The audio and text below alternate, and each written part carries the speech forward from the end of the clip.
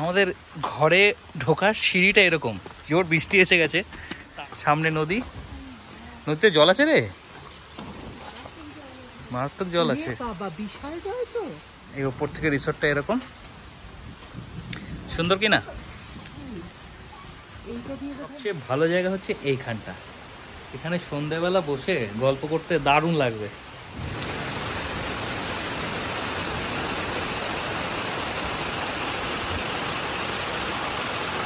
অনামিকা আলো ফেলে বসে আছে, ওই দূরে সার্চ লাইট ফেলেছে, ওই পাশে নদীটার ওপার পর্যন্ত দেখ।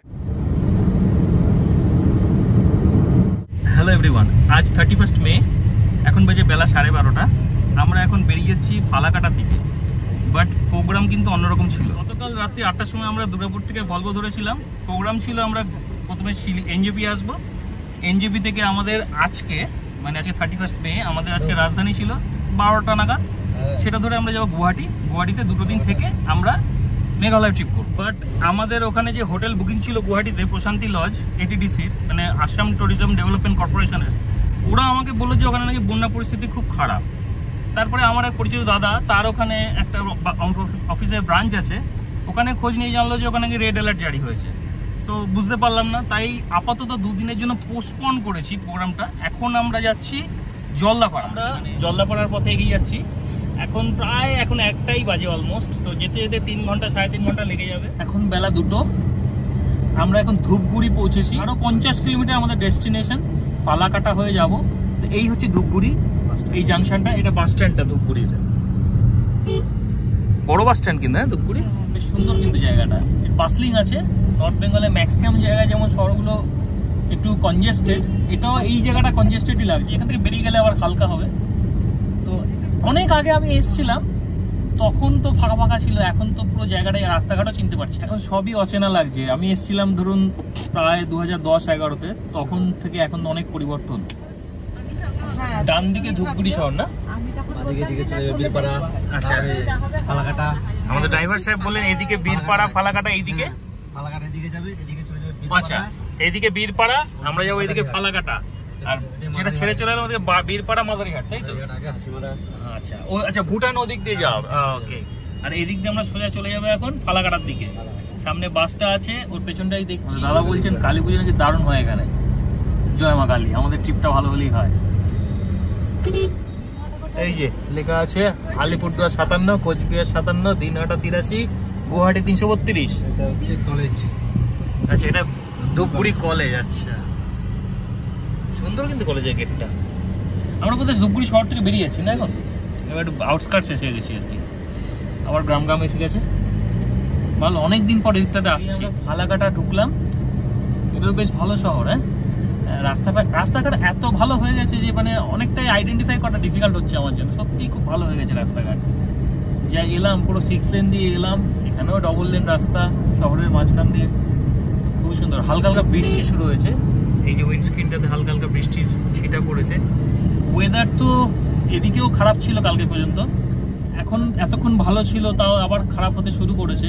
তা আমরা যেখানে যাব জঙ্গলের মাঝে রিসর্টটা, ওখানে বৃষ্টি হলে ভালোই লাগবে। তো আমাদের আলটিমেট যে ডেস্টিনেশন ছিল, মানে এখনও আছে, পোস্টপন্ড হয়ে রয়েছে, সেটা হচ্ছে গুয়াহাটি এবং তারপরে মেঘালয়। সেটা এখনও বুঝতে পারছি না কী করবো, ওয়েদার কন্ডিশনের উপর সব কিছু ডিপেন্ড করছে, কোনো প্ল্যান নেই। তো দেখা যাক। ফালাকাটাতেও ট্রাফিক জ্যাম, কোথাও ছাড়ছে না। হ্যাঁ, জ্যাম, এখানেও জ্যাম। এই ছাড়লো, বৃষ্টিটা বাড়ছে ক্রমশ, জানি না আমাদের কপালে কি আছে। ফালাকাটা থেকে বেরিয়ে একটা গ্রামের রাস্তা ধরেছি, খুব সুন্দর গ্রামটা, খুবই সরু রাস্তা, কিন্তু রাস্তাটা খুব সুন্দর, আর রাস্তার কোয়ালিটিও ভালো। সব বাড়িগুলোই পুরোটাই টিনের, মানে দেয়াল থেকে শুরু করে ছাদ। গ্রামের মানুষের হয়তো আর্থিক অবস্থা অত ভালো নয়, কিন্তু সেটাও কিন্তু ওরা বাড়িগুলো কিন্তু খুব সুন্দর করে বানিয়েছে, আর খুব ক্লিন গ্রামটা। পেরিয়ে গেছে কটা বাড়ি, ওগুলো আরো সুন্দর ছিল। এই হচ্ছে গ্রামের ভেতরের পরিবেশ। প্রচুর সুপারি গাছ আছে এখানে, এদিকে অ্যাকচুয়ালি সুপারি চাষ প্রচুর হয়। আমাদের ডেস্টিনেশন আর মোটামুটি 4.5 কিলোমিটার মতো। গ্রামের রাস্তা থেকে বেরিয়ে আস্তে আস্তে জঙ্গল দিকে যাচ্ছি। গাছপালা একটু ঘন হচ্ছে বেশি, মেঘ করেছে বলে একটু ব্যাপারটা আরো মায়াবী লাগছে, ভালো লাগছে বেশ। এখানে একটা স্কুল আছে, রতন বিশ্বাস মেমোরিয়াল স্কুল, বেশ ভালো কিন্তু। হ্যাঁ, গ্রামে বড় স্কুল। আর এখানকার দোকানগুলো বেশ সুন্দর, সবকিছুই পাওয়া যায় একটা দোকানে। আর একটা জিনিস দেখার, মানে প্রত্যেকটা দোকানে কিন্তু অধিকাংশ ক্ষেত্রে দেখছি যে মহিলা দোকানি, মানে সবাই কিন্তু মানে ফিনান্সিয়াল যে ইকুয়েশন সেটাতে সবাই পার্টিসিপেট করছে, বেশ ভালো ব্যাপারটা।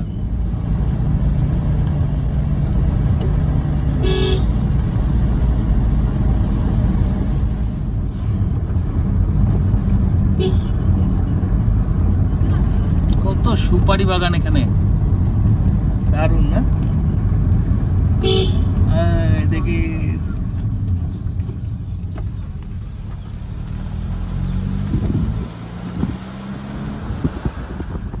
আমরা অলমোস্ট আমাদের রিসর্টে এসেই গেছি। এই গ্রামটায় শুধু সুপুরি গাছ, ভর্তি সুপুরি গাছ চারপাশে। রাস্তাটা বড্ড সরু, সিমেন্টের রাস্তা গ্রামের। পুচকেটা হ্যালো বলে গেল। রাস্তাটাই বাস। এই যে কি লেখা আছে এখানে, ইসামারা ফরেস্ট হোমস্টে। এখানে আর কি অনেক হোমস্টেজই আছে। এখানে জলদাপাড়া রিভার হাইন ইন, চারদিকে আর কি রিসর্ট।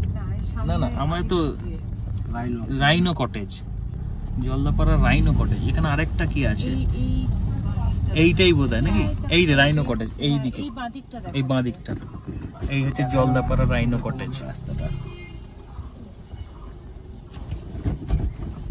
হ্যাঁ, একটু বড় করে কাটালে বেরিয়ে যাবে। এইদিকে আমাদের রিসর্টের রাস্তা, এই হচ্ছে জলদাপাড়া রাইনো কটেজ। এই হচ্ছে রাস্তা, সামনে নদী আছে বলছে কটেজের পাশে, দেখা যাক কেমন। একেবারে জঙ্গলের মাঝে। এখানে আরেকটা আছে জলদাপাড়া কি বনান্ত নিবাস, এখানে আরেকটা আছে, এটা নয়, ওইটা ওই যে ওইটাই নদী, পাশাটা নদী না, সিঁড়ি রাস্তাটা নদী না। হ্যাঁ, এই যে জলদাপাড়া রাইনো কটেজ, এইটা গেট পাশে। আপনি ওই দিকটা গেছিলেন? ওইটা তো এই কটেজটা না বনানী। হ্যাঁ, গেস্ট আছে এখানেও, আগে অনেক পাওয়া যায় খুঁজে ফরেস্ট। হ্যাঁ,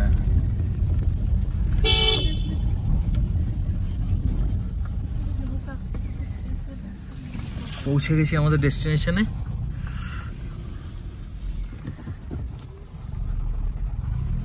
আমাদের রিসর্টে তো আমরা পৌঁছে গেছি। আমাদের ঘরে ঢোকার সিঁড়িটা এরকম, জোর বৃষ্টি এসে গেছে, তাড়াতাড়ি উঠি, তাই বাইরে থেকে এখন দেখালাম না, পরে দেখাবো। আপাতত উঠে ওপর থেকে দৃশ্যটা দেখাই। সানারে কেমন লাগছে? ভালো।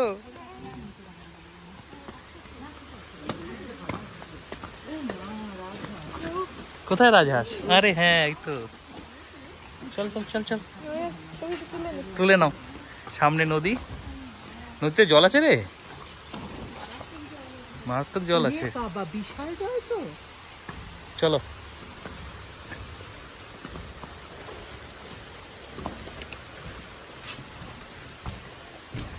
এই হচ্ছে সামনের বারান্দা থেকে ভিউ, ভালো মেঘ ডাকছে।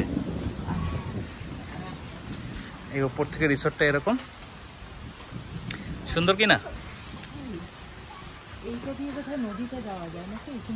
ওখান দিয়ে যাওয়া যায়, ওখানে সিঁড়ি আছে ওই দিকটাতে, সিঁড়ি আছে নদী যাওয়ার। এখন তো নদী যেতে পারবে না, বৃষ্টি শুরু হয়ে গেছে। এই হচ্ছে ঘরটা, ঠেক মারার জন্য দারুণ জায়গা। এখানটাতে সন্ধেবেলা বসে খাওয়া দাওয়া চরম জমবে। রুমটা একটু দেখাই। আচ্ছা, রুমটা হচ্ছে এরকম না, মোটামুটি 6 জন থাকা যাবে। এখানে 2 জন, সিঁড়ি দিয়ে উঠে ওপরে 2 জন, সিমিলারলি নিচে 2 জন, সিঁড়ি দিয়ে উঠে ওপরে 2 জন। ব্যবস্থাপনা কিন্তু চরম।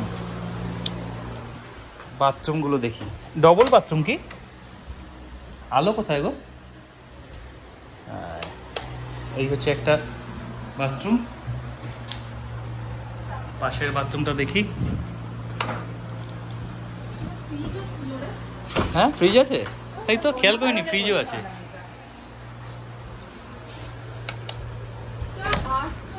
এদিকেও বাথরুম সুন্দর। আমিও ওপরে শোবো। ভালো জায়গা হচ্ছে এইখানটা, এখানে সন্ধ্যেবেলা বসে গল্প করতে দারুণ লাগবে, প্রকৃতির একদম কোলে, দারুণ লাগছে। অ্যাকচুয়ালি এরকম রিসর্টে, এরকম হোমস্টেতে আমি থাকিনি কখনো, এটা আমার ফার্স্ট টাইম, আমার খুব ভালো লাগছে। তো জুয়েল দাদার সাজেশান ছিল এটা, তো থ্যাঙ্কস টু হিম যে আমাদের এখানে থাকাটা হচ্ছে। তো এবারকার পুরো প্রোগ্রামটাই তো হ্যাপোজেট, কোনো প্ল্যান নেই, যা প্ল্যান করছি সেটা ভেস্তে যাচ্ছে। তো এখনও পর্যন্ত তো আজকের দিনটা ভালোই কাটছে, কিছু অর্থের গচ্চা গেছে, বাট ঠিক আছে, এক্সপিরিয়েন্সটা কিন্তু ভালো হচ্ছে। আমরা ঢোকার পরেই প্রচণ্ড বৃষ্টি নেমেছে, আওয়াজ শোনা যাচ্ছে নিশ্চয়ই, দেখায় বৃষ্টিটা, মুষলধারায় বৃষ্টি নেমেছে, নদীতে প্রচণ্ড জোয়ার, যাকে বলে প্রচণ্ড জল, স্রোত প্রচণ্ড, খুব জোরে যাচ্ছে, চারপাশে জঙ্গল, তার মধ্যে বৃষ্টি, আওয়াজটা দারুণ লাগছে। রাত্রেবেলা আশা করছি আরও ভালো লাগবে। এই হচ্ছে অ্যাম্বিয়েন্সটা।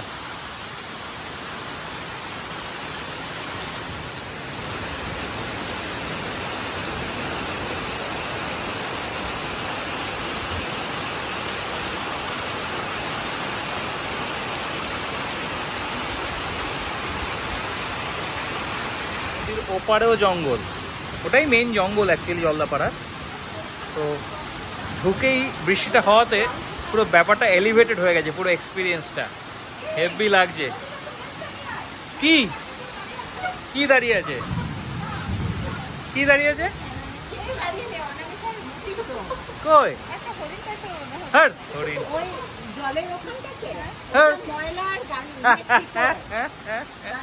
ওটাই অনামিকার হরিণ,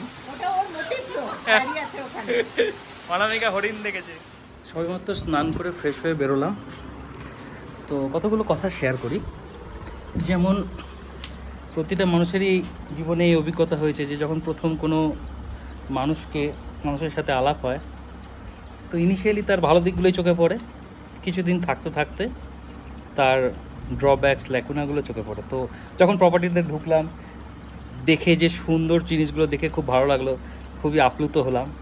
কিন্তু সার্ভিসের ক্ষেত্রে কিছু কিছু সমস্যা চোখে পড়লো। যেমন ঘরে ঢুকে দেখলাম কোনো টাওয়েল দেয়নি, তো ভালো কথা, বললাম, তো বললো টাওয়েল ভেজা একটা দিয়ে গেল, ঠিক আছে। কোনো টয়লেট্রিজ দেয়নি, রুম রেন্ট 5,000 টাকা, কিন্তু ব্রেকফাস্ট ইনক্লুডেড নয়, ঠিক আছে চলো তাও মেনে নিলাম। যখন খাবার অর্ডার করেছিলাম একটু খিদে পেয়ে গেছিলো, তো ওরা বললো স্যার ম্যাগি ডিম দিয়ে করে দেবো, আমি তাহলে 4টে চা দেবে। ম্যাগিটা দিয়ে গেলো, চাটা দিল না। তো আমি অন্তত আধ ঘন্টা খাওয়ার পরে আবার ফোন করলাম, করে চায়ের কথা বললাম, এখনও আধ ঘন্টা হয়ে গেছে, চা কিন্তু আসেনি। তো সার্ভিস যে খুব টপ ক্লাস এরকম নয়, হ্যাঁ এইটাকে যদি হালকা ইগনোর করে নিতে পারেন, প্রপার্টির লোকেশান, এমনি প্রপার্টির কোয়ালিটি, এগুলো কিন্তু ভালো। তো পুরো ব্যাপারটাই বললাম, এবার আপনাদের ডিসিশান। বসে ভালো লাগছে, লোকেশান খুব সুন্দর। আমাদের রিসর্টের পাশে যে নদীটা আছে ওইটাতে এখন যাব। এখন বেলা প্রায় কটা বাজে? ওইটাতে 6টা বাজে, 6:32, এখনো আলো আছে তো। চলো এই সিঁড়ি দিয়ে ওপরে উঠলেই এই পাশে নদীটা, প্রচুর জলে ভাই, কি সুন্দর লাগছে দেখতে। সূর্যাস্তটা কোন দিকে হয়েছে গো? হ্যাঁ ওদিকটাতেই তো লাল। তোমরা কি দেখতে পাওনি? না না না, মেঘ এত দেখা যায়। তোমরা কত দূর গেছিলে? আমরা এখানটাতেই দাঁড়িয়েছিলাম। এখানটা দাঁড়িয়েছিলে? চলো একটু হাঁটি দেখে। হ্যাঁ আমাদের ওইটা না কটেজটা? না এইটা না, এটা না, এর পরেরটা। ও এইটা জুয়েল দাদা বলছিল যেটা নতুন হয়েছে, এটা সামনে থেকে দেখে আসো, সুন্দর দেখতে। সুন্দর দেখতে না? হ্যাঁ ছবি তুলেছি। এই এটা নতুন হয়েছে, ও সুন্দর। চল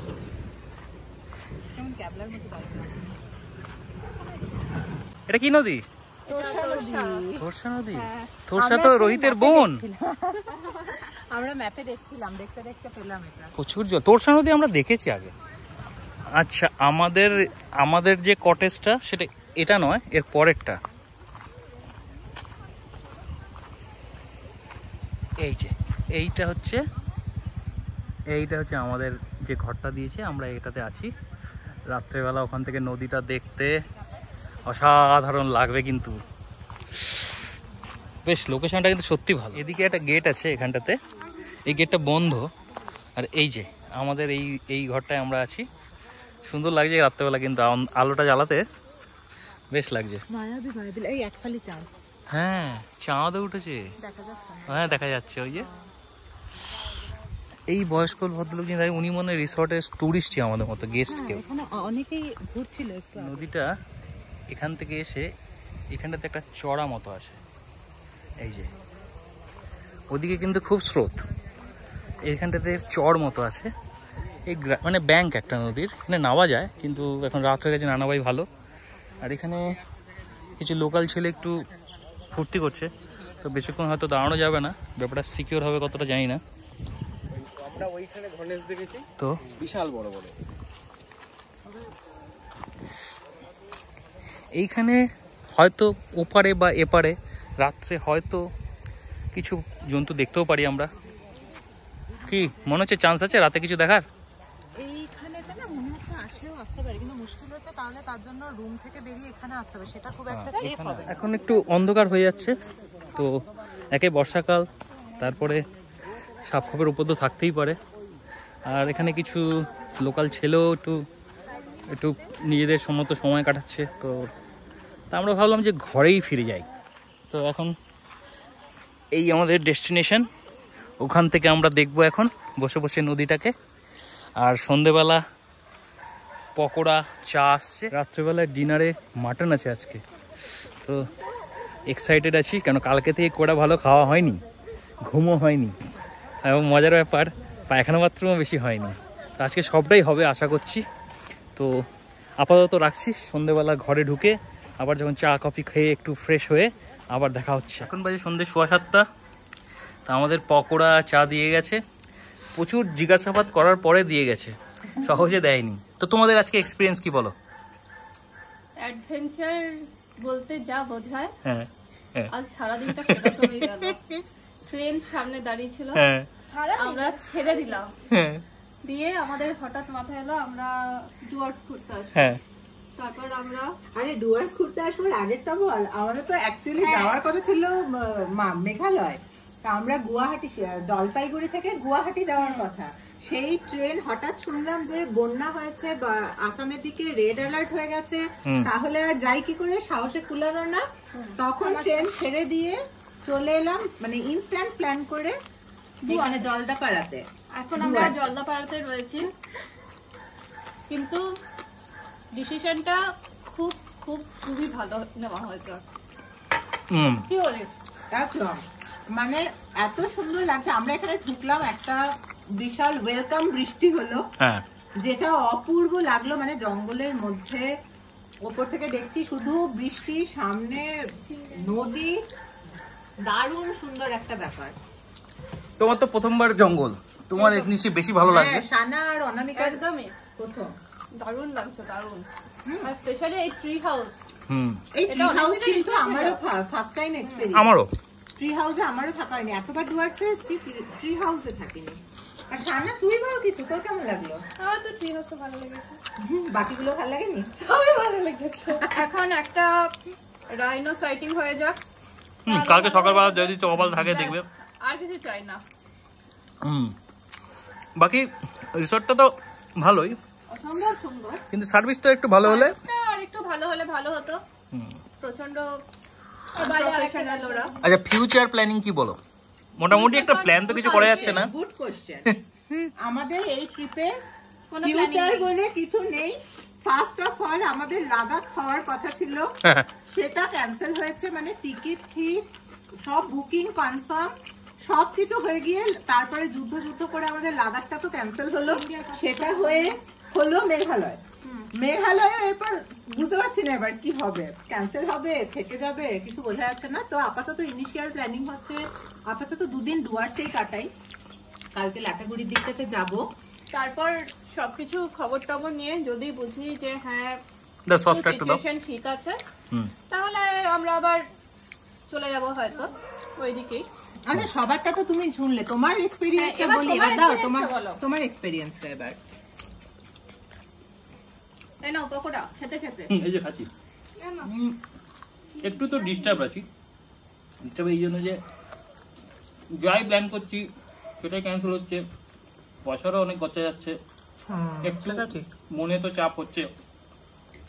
আর অনামিকার যেটা সুবিধা সেটা হচ্ছে ওর একটা ভার্জিন এক্সপিরিয়েন্স, ফার্স্ট টাইম ওর জঙ্গলে, তো ওর যেমন সব খুব সুন্দর লাগে। আমার যেহেতু অনেকবার হয়ে গেছে, আমার পক্ষে ওই অনুভূতিটা তো নেই, প্রথম দেখার অনুভূতি আলাদাই হয় একটা। মানে এটাতে কোনোভাবে ছোট করছি না, অদ্ভুত সুন্দর ব্যাপারটা। কিন্তু মানে একটু ওয়ারিড, কালকে লাটাগুড়ি গিয়ে হয়তো মনটা একটু ফ্রি হবে। যদি এর মধ্যে ওদিকে বৃষ্টি বৃষ্টি থেমে যায়, যেতে পারি, তাহলে পুরোটা সুন্দর সাঙ্গ হবে। না হলে একটু তো খামতি থেকে যাবে, এই আর কি। বাকি তো ঠিকই আছে, সো ফার সো গুড, ভালোই লাগছে। তো এখন পকোড়াটা খাই, রাতে খাসির মাংসের জন্য এই রাতে খাসি মাংস না? হ্যাঁ ঠিক ঠিক হলো। না কেমন লাগছে? কি খাচ্ছ আগে বলো তোমরা।